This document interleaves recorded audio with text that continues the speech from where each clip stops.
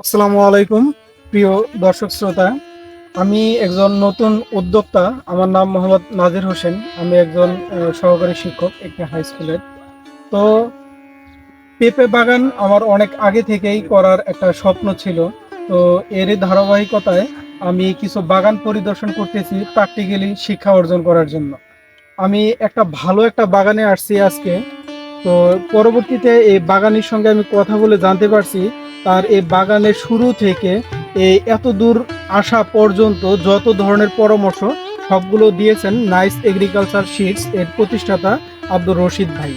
পরবর্তীতে আমি তাকে রিকোয়েস্ট করে এই বাগানে নিয়ে আসছি, তার কাছে যেন আমি প্রথম থেকে সবকিছু জানতে পারি এবং আপনাদের সঙ্গে শেয়ার করতে পারি, আপনারাও যেন উপকৃত হতে পারেন।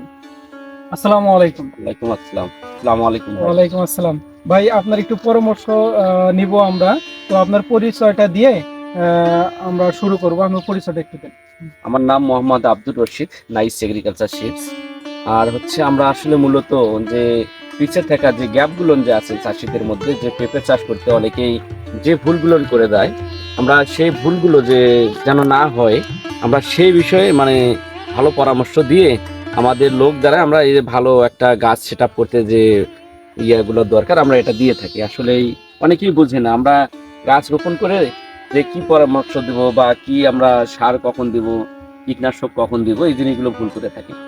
আসলেই যারা রোপণ আপনার জমি তৈরি থেকে আমরা শেষ পর্যন্ত যে সাজেস্ট করে থাকি, ইনশাল্লাহ সবগুলোই অনেক সুন্দর আছে। যে আপনারা যত বাগান করবেন সবগুলো নিয়ে পাবেন আসলে সুন্দর বা সুস্থ সবল গাছ, বর্ষা হোক বা।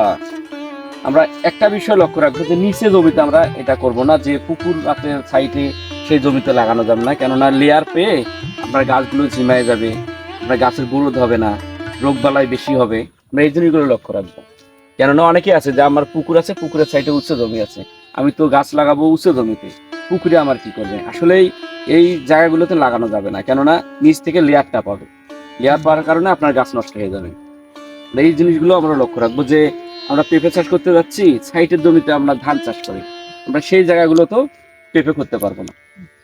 আর যে অনেকেই বলে যে সাথী ফসল দেওয়া যাবে না, আসলে সব ধরনের সাথী ফসল আমরা দিতে পারবো। পেঁপেতে আমরা সব সাথী ফসল দিতে পারবো যদি এই জিনিসগুলো আমরা মেনে চলি। যে আমরা লক্ষ্য রাখবো যে সাইটের জমি, ধানের জমি থাকা যাবে না, কেননা ধানের জমিতে পানির দরকার আছে, পেঁপেতে পানি দেওয়া যাবে না বেশি। এই জিনিসগুলো লক্ষ্য রাখবো। ধানের জমিতে পোকা বেশি হয়, বা ভুট্টা লাগাইছে পাশে, আপনার ভুট্টার জমিতে পোকা বেশি হয়, সেই জিনিসগুলো আমরা লক্ষ্য রাখবো।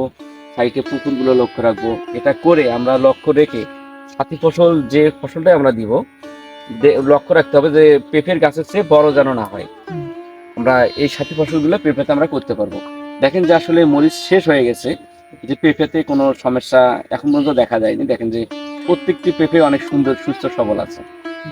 দেখেন যে একদম রোগ মুক্ত গাছ। তাহলে তো ভাই, আসলে অনেকেই বলে যে আমি তো পেঁপে চাষ করব, কোন সময় আসলে চারাটা